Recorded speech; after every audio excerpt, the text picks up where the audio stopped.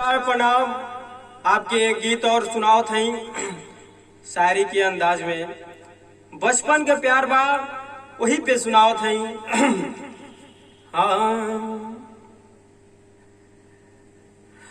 कि हम अब तुम हदीरा चाल हो तू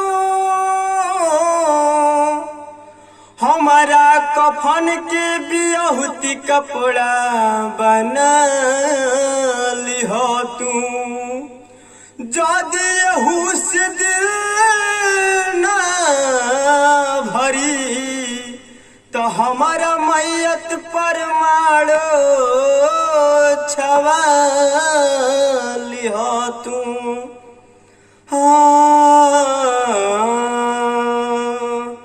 बचपन के प्यार भुला गईलू गोरी, बचपन के प्यार भुला गईलू गोरी।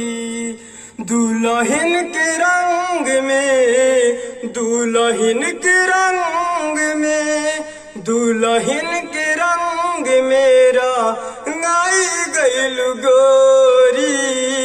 बचपन के प्यार भुला गईलू गोरी।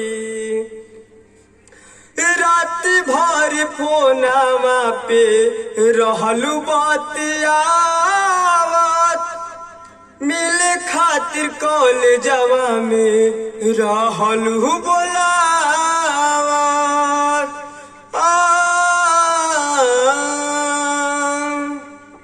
सब कुछ भुला के छोड़ी गईलू गोरी।